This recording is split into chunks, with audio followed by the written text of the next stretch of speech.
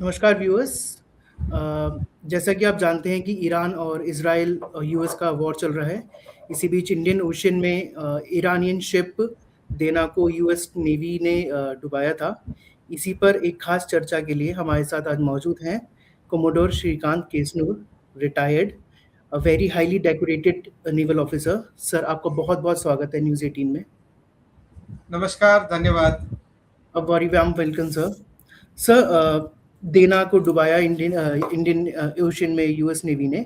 Sir, India का कोई obligation है, मतलब इसके प्रति कोई जिम्मेदारी बनती है हमारी? नहीं, नहीं, देखिए ये बात हमको बिल्कुल साफ होना चाहिए हमें कि इस मामले में इंडिया का बिल्कुल कोई ऑब्लिगेशन नहीं है। चाहे वो लीगली हो, क्योंकि जहाज़ जो था इंटरनेशनल वाटर्स में था और 2 देशों के बीच में एक युद्ध था, जिसमें हम न्यूट्रल हैं, तो हमारा कोई लीगल ऑब्लिगेशन भी नहीं था और ना कोई मॉरल ऑब्लिगेशन था, क्योंकि जो जहाज 7 दिन पहले वाइजैक से निकल चुका है, जो 1200 किलोमीटर दूरी है विशाखापट्टनम से, और जिसने भारत से कोई असिस्टेंस ना पूछा था ना मांगा था, तो मैं नहीं समझता हूँ कि हमारा इसमें कोई रोल है। हाँ, ह्यूमैनिटेरियन तौर में बुरा लगता है कि ऐसा उसका आउटकम हुआ, लेकिन ऑब्लिगेशन या ड्यूटी जो हम बोलते हैं, इसमें कोई इंडिया का रोल नहीं था। सर, क्या यूएस नेवी को इस तरीके का ऑपरेशन करने से पहले इंडिया या इंडियन नेवी को इन्फॉर्म करना चाहिए था? क्या ऐसा कोई नहीं, रूल होता है? नहीं, बिल्कुल नहीं होता है, बिल्कुल नहीं होता है। और ना मैं समझता हूँ, देखिए युद्ध के ऑपरेशंस अलग चीज़ होते हैं। जब हम इंफॉर्मेशन शेयरिंग करते हैं जो पीस टाइम में, या नॉन स्टेट एक्टर्स जैसे पायरेट्स, टेररिस्ट, वो अलग बात रहता है। वो वहाँ पे देश मिल के कॉमन सिक्योरिटी प्रॉब्लम्स को हम एड्रेस कर सकते हैं। लेकिन जब 2 देश, जैसे यहाँ पे अमेरिका और ईरान के बीच में युद्ध चल रहा है, आई मीन इजराइल भी है, तो वो उनको कोई और देश को बताने का ज़रूरत नहीं है जब वो इंटरनेशनल वाटर्स में एक्शन होता है, क्योंकि देखिए इससे आप और कुछ छोड़िए, ये ऑपरेशनल सीक्रेसी या सिक्योरिटी की बात है। अगर यूएसए ने इंडिया को बताया था, तो वो अपने जहाज के सीक्रेसी को कॉम्प्रोमाइज करते हैं, क्योंकि और हमको अननेसेसरली हम उसमें खींचे जाते हैं। तो ऐसा कोई अमेरिका से भी कोई ऑब्लिगेशन नहीं है कि अटैक के बारे में बताना, और ना मैं समझता हूँ कि उन्होंने कुछ ऐसा बताया था। अच्छा सर, अभी सभी जगह पर, चाहे हम सोशल मीडिया देखें, चाहे हम कहीं भी देखें, एक बात चल रही है कि भाई इंडिया का एक फ्रेंड था, हमें कुछ कहना चाहिए था, एक मॉरल रिस्पॉन्सिबिलिटी बनती है। तो ऐसा कोई मॉरल रिस्पॉन्सिबिलिटी इंडिया या इंडियन नेवी का बनता है सर? देखिए, मैं फिर ये एक चीज़ दोहरा रहा हूँ कि लोगों को अपना एक पॉलिटिकल या मॉरल राय होना, वो ठीक है, सबको अपना राय होना चाहिए डेमोक्रेसी में। लेकिन नेवी जो है एक कोई दूसरा अंग नहीं है, ये भारत सरकार का अंग है, और भारत सरकार का रवैया ये रहा है कि हम इस कॉन्फ्लिक्ट में बिल्कुल न्यूट्रल है, हम किसी का साथ नहीं ले रहे हैं। और ऐसे में डूइंग एनीथिंग जिससे लगता है कि हम किसी एक साथ में हैं, एक साइड में, वो उचित नहीं है। बाकी जो गवर्नमेंट ठीक समझती है वो करते हैं।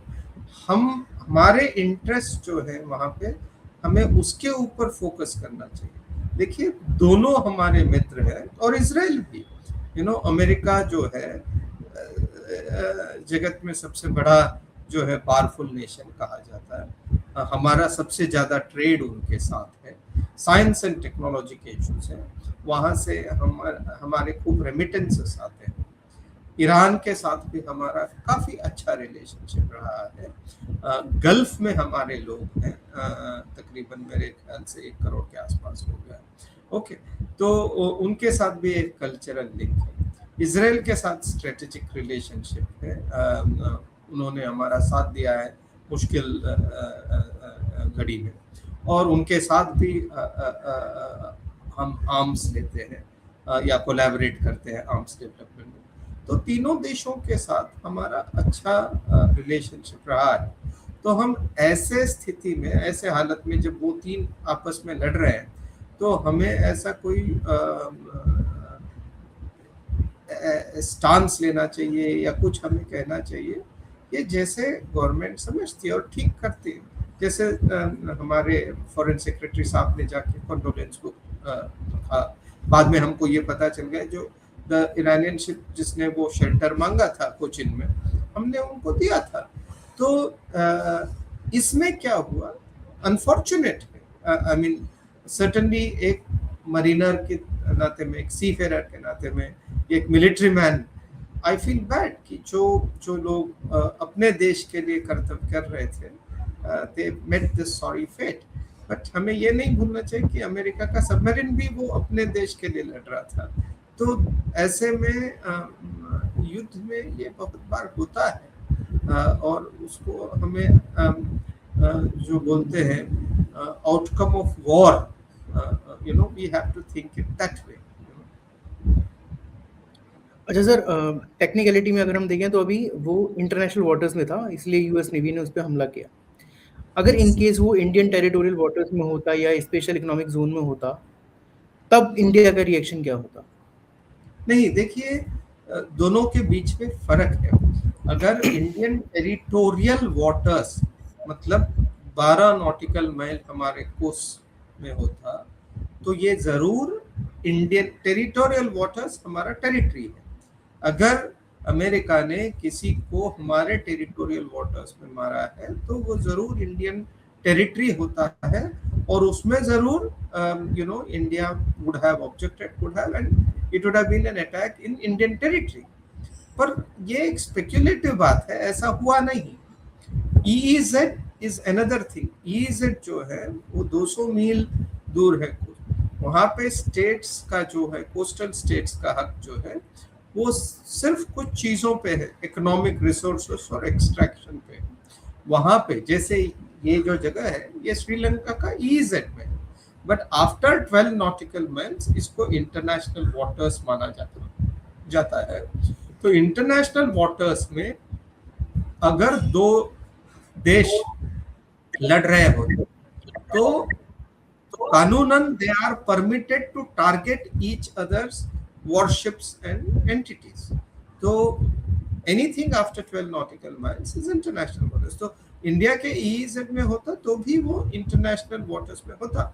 अब वो नहीं है, हम क्या रवैया अपनाते, ये स्पेक्युलेटिव बात है। ये तो गवर्नमेंट स्पोक्समैन और उनको छोड़ना चाहिए, पर वो नहीं हुआ। लीगल पोजीशन ये है कि international waters are after 12 nautical miles, और कोई भी जो दो हम वो बोलते हैं बेलिजरेंट्स, जो युद्ध में भाग ले रहे हैं, तो उनको हक है कि अपने एनिमी या एडवर्सरी को के जहाज को या कोई भी एसेट्स को वो टारगेट करें। सर, आने वाले समय में ऐसे और भी मतलब इंडियन मैरीटाइम बैकयार्ड में इस तरह के इंसिडेंट्स देख सकते हैं सर, मतलब होंगे? क्योंकि ये भी बहुत ही सरप्राइजिंग था। नहीं, देखिए, सरप्राइजिंग अगर हम बोले मतलब किसके लिए सरप्राइजिंग था वो पूछना चाहिए। अगर जो कंट्रीज लड़ते हैं वो हर एक इवेंचुअलिटी के लिए केटर करते हैं। दूसरे आपने बात कहा कि बैकयार्ड, अब बैकयार्ड कौन डिफाइन कर रहा है? ऐसा मतलब हम मेटाफर्स, लूज मेटाफर्स में बोले तो किसी का भी ओपिनियन ठीक है। मैं नहीं समझता हूँ कि हमने कहीं पॉलिसी डॉक्यूमेंट में या हमारे कोई रूल्स में हमने कहा कि ये हमारा बैकयार्ड है, या लीगल पोजीशन ये है कि इंटरनेशनल वाटर्स हर एक कंट्री का 12 नॉटिकल माइल्स में वो खत्म होता है। दूसरी बात, क्या ये बार बार हो सकता है? देखिए, मैं नहीं समझता हूँ। अगर मैरीटाइम सिक्योरिटी, मैं दोबारा ये दोहराना चाहता हूँ, मैरीटाइम सिक्योरिटी के थ्रेट्स जो काउंटर पायरेसी है, जो स्मगलिंग रोकने के लिए है, जो इलीगल फिशिंग के अगेंस्ट है, जो टेररिज्म के अगेंस्ट है, वैसे इंसिडेंट्स हो सकते हैं और उसमें देश, काफी सारे देश पार्टनर करते हैं। जैसे इंडिया भी काफी पायरेसी के अगेंस्ट लड़ रहा है और बहुत अच्छी तरह लड़ रहा है। लेकिन जो युद्ध होता है, ऐसा नहीं कि ईरान के हर दूसरे दिन यहाँ पे उनके जहाज हैं और हर तीसरा दिन यहाँ पे हो रहा है। तो मैं समझता हूँ कि अमेरिका को एक मौका मिला कि ईरानियन जहाज था और उसने टारगेट किया और उसने legally, he is with in his rights. अब क्या ये मॉरली सही था या ये उसके लोगों के अपना अपना राय हो सकता है, पर मैं नहीं समझता हूँ कि ये हमारा बैकयार्ड में ऐसा कुछ हो रहा है, हमारा कुछ इन्फ्लुएंस कम हो रहा है या ऐसा घटना ऐसी घटनाएं बार बार होते रहेंगे। नहीं, ऐसी बात नहीं है। सर कुछ लोग कह रहे हैं कि इंडिया को या इंडियन नेवी को पहले ही पता होना चाहिए था, क्या वहाँ सर्विलेंस नहीं कर रही थी, क्या यूएस नेवी का पता नहीं चला, सबमरीन का पता नहीं चला। ये बहुत सारी बातें मतलब हवा में फ्लोट कर रही हैं और किसी को भी जानकारी नहीं है इसके बारे में, मतलब रियल नॉर्म्स क्या होते हैं, रूल्स क्या होते हैं सर। देखिए, मैं समझता हूँ ऐसा कमेंट्री जो है, मैं अभी एक हार्श वर्ड यूज कर रहा हूँ कि ये बहुत ही इग्नोरेंट कमेंट्री है। हम न्यूक्लियर सबमरीन्स जो है वो ऊपर नहीं होते, वो पानी के नीचे रहते हैं। कोई कन्वेंशनल सबमरीन्स भी ज्यादातर, तो उनको ट्रैक करना, जो किस पोर्ट से निकले हैं, क्या है, ऐसा किसी देश को ऐसा कैपेबिलिटी नहीं है कि दुनिया का हर जहाज, हर सबमरीन को ट्रैक करे। अमेरिका के पास भी नहीं है। ओके, तो ये कहना कि इंडिया को इस सबमरीन के बारे में जानकारी होना है, वो बहुत ही एक तरह का या तो मिसकंसीव्ड स्टेटमेंट है या मिस्चीवियस स्टेटमेंट है कि अननेसेसरली इंडिया को कम दिखाने के लिए। हम कैसे करते हैं, देखिए, एक थ्रेट परसेप्शन होता है, कौन सा राष्ट्र हमारा एडवर्सरी है या हो सकता है, उसके एसेट्स कहाँ हैं, वो हम पीस टाइम में ट्रैक करते हैं। और सबमरीन्स या न्यूक्लियर सबमरीन्स को ट्रैक करने के लिए बहुत सारे रिसोर्सेस चाहिए।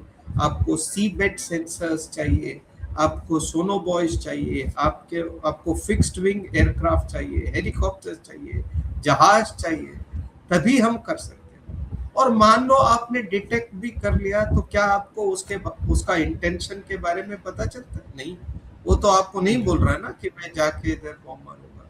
और इंडियन ओशन में, हिंद महासागर में इतने सारे जहाज है, इतने सारे सबमरीन्स हैं। भारत ने खुद कहा है कि भाई इस एरिया में 45 या 50 नेशंस के नेवीज ऑपरेट करती हैं। अब आप गल्फ के पास देखिए कितने सारे नेवीज हैं, नॉर्थ अरेबियन सी में, और ये पहले बार नहीं हो रहा है। जब वॉर अगेंस्ट टेरर हुआ था, ऑपरेशन एंड्योरिंग फ्रीडम इराक के साथ, तब होता है। जब हुथीज टारगेट करते हैं वेस्ट अरेबियन सी में, तब एक तरह का वोलेटिलिटी होता है। तो ये कहना कि इंडिया को इस सबमरीन के बारे में या हर एक इसके बारे में जानना चाहिए, तो ऐसे लोग, they have never seen an ocean और अ सी। आप प्लीज समझिए कि जो ओशंस और seas occupy 70% of the world's territory, 71%, it's much more than the land territory. और ओशंस जो है सबसे ज्यादा ओपेक मीडियम है, वहाँ क्या होता है, कैसे होता है, अभी भी humanity, Mankind, human kind doesn't know all of that. तो इस तरह ये कहना बहुत ही दोबारा मैं बोल रहा हूँ। जी सर, जी या सर। तो सर तो ये भी कहा जा सकता है यूएस ने कोई भी इंटरनेशनल, जी सर, यूएस ने कोई भी इंटरनेशनल मैरीटाइम लॉ को या जो नॉर्म्स है उसको वायलेट नहीं किया है। बिल्कुल। इंटरनेशनल, देखिए, इंटरनेशनल जब हम बोलते हैं इंटरनेशनल लॉ को वायलेट नहीं किया है, इंटरनेशनल लॉ दो तरह के होते हैं। यूएन चार्टर में युद्ध जो है वो फॉरबिडन है, okay, accept in the act of self defence. अब इसके बारे में लीगल चर्चा हो सकता है और उसमें बहुत सारे एक्सपर्ट्स हैं कि भाई क्या ये युद्ध जो है लीगल है या इलीगल है, पर वो अलग बात है। वो एक तरह से it is for people at a much different level, countries at the international court of justice and all that. हम जो विवाद कर रहे हैं ये कि एक बार अगर युद्ध शुरू हुआ या आर्म्ड कॉन्फ्लिक्ट शुरू हुआ, चाहे वो डिक्लेयर्ड वॉर हो या स्टेट ऑफ आर्म्ड कॉन्फ्लिक्ट हो, तो ऑपरेशंस किस तरह कंडक्ट किए जाते हैं वो होता है लॉज ऑफ आर्म्ड कॉन्फ्लिक्ट के एम्बिट में। उस लॉज ऑफ आर्म्ड कॉन्फ्लिक्ट के एम्बिट में बिल्कुल जो यूएसए ने किया है वो लीगली पोजीशन उसका करेक्ट है। ये सबमरीन को एक लेजिटिमेट टारगेट था। मैं दोबारा ये दोहराना चाहता हूँ कि क्या ये स्ट्रेटेजिकली अच्छा था, क्या अमेरिका को ये करना चाहिए था, क्या युद्ध को बढ़ाना चाहिए था, तो इसके ऊपर अलग चर्चा हो सकता है और उसके ऊपर हमारे रवैये अलग अलग हो सकते हैं, लेकिन लीगली ऑपरेशनली सबमरीन के लिए ये अमेरिकन नेवी के लिए ईरानियन सरफेस एक लेजिटिमेट टारगेट था।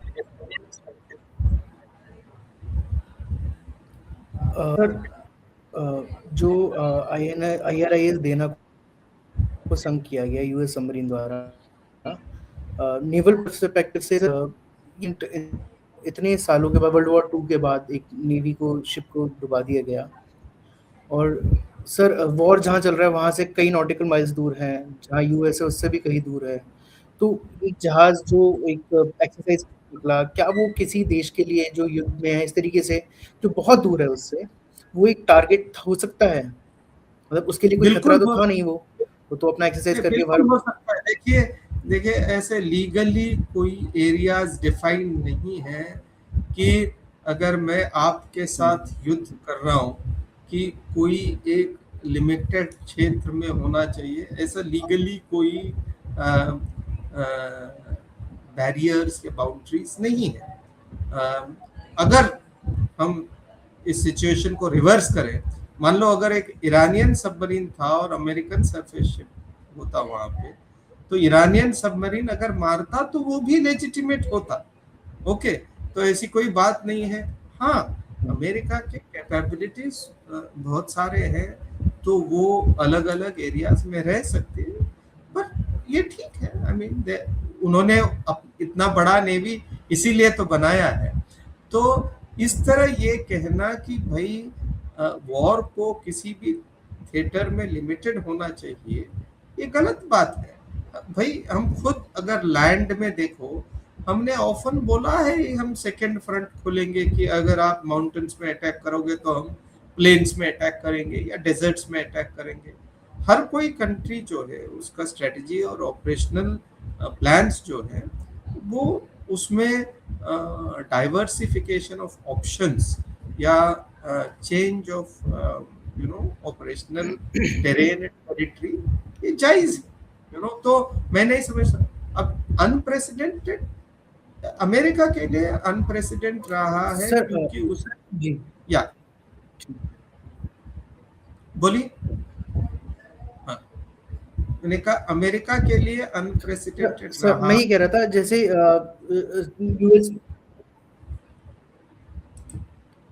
यूएस नेवी ने कहा कि हमने 2 बार वार्निंग दी थी कि आप शिप खाली कर दीजिए। सर ऐसे में अगर कोई चैलेंज दे रहा है फ्रिगेट, एक फ्रिगेट था वो, तो फ्रिगेट के पास एंटी सबमरीन वेपन्स नहीं थे, चाहे आरबीयू 4000 हो, 2000 हो, चाहे टॉर्पीडोज हो, ये सब तो होगा ना एक फ्रिगेट के ऊपर। तो फ्रिगेट ने भी क्यों फायर करा उस समय? देखिए इसके बारे में अभी भी श्योर इंफॉर्मेशन नहीं है। आप, मैं समझता हूँ आप एक रिपोर्ट के ऊपर रिलाय कर रहे हो जहाँ पे एक सेलर ने ऐसा कुछ कहा था सैटेलाइट टेलीफोन पे वगैरह वगैरह। तो सीरियस प्रोफेशनल्स जो हैं इन चीज़ों को थोड़ा और स्टडी करना चाहेंगे, क्योंकि we can't straight away believe this. क्योंकि अगर यूएस सबमरीन ने ये किया है, किस तरह किया था, क्या वो सबमरीन ने किया था या किसी और ने किया था? सबमरीन को कम्युनिकेट करने के लिए पेरिस्कोप डेक पे आना पड़ता है और वो अपना पोजीशन रिवील करता है। मैं नहीं समझता हूँ कि जो भी सबमरीन अटैक कर रहा है वो ऐसे बोलेगा पहले कि मैं भाई आपको मैं अटैक कर रहा हूँ, आप ये जहाज छोड़ दीजिए वगैरह। हाँ, ये हो सकता है कि ईरानियन जहाज में, जैसे ये 3 जहाज थे, अब हम जानते हैं कि अलग अलग जगह में, पर विद इन जो हम बोलेंगे south and west and east of Sri Lanka 3 जहाज थे। तो हो सकता है इनके बीच में एक सोच रहा होगा कि अभी युद्ध है और हो सकता है कि अमेरिका हमको टारगेट करेगा, तो हम क्या करें? क्या हम न्यूट्रल देश में हम सेंचुरी ले लें या लड़ें, या we make it straight back top speed back to our country? तो हो सकता है उसमें लोगों ने डिसाइड किया होगा कि भाई हम स्टेप ए अपनाएंगे या स्टेप बी।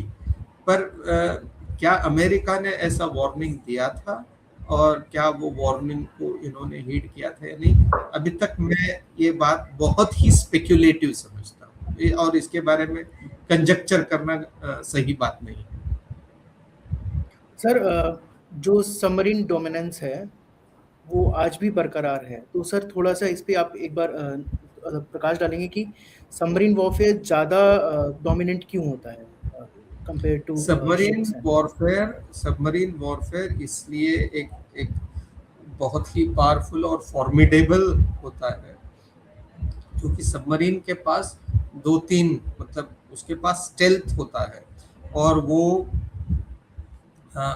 बहुत बार अनडिटेक्टेड रहता है, या जब डिटेक्ट होता है often it is very late. दूसरी बात, सबमरीन जो है वो टॉर्पेडो यूज करती है जो नीचे से अटैक करती है और उसका जो एक्सप्लोजिव पावर और उसके जो इफेक्ट्स होते हैं वो they are often far more magnified you know than say with a missile. अब न्यूक्लियर सबमरीन्स जो है उनके पास और भी बहुत ताकतें होते हैं। एक तो उनके कोई स्पीड लिमिटेशंस नहीं होते जैसे कन्वेंशनल सबमरीन। तो कन्वेंशनल सबमरीन के पास एक टैक्टिक होता है कि भाई आप थोड़ा स्पीड से जाके भाग के उसको इवेड कर सकते हैं, लेकिन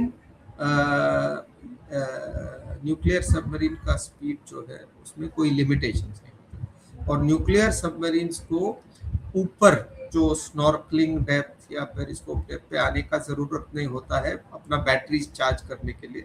तो एक तरह से न्यूक्लियर सबमरीन जो है वो हमेशा समंदर के नीचे रह के, पानी के नीचे रह के वो एकदम एम्बुश कर सकता है जहाज।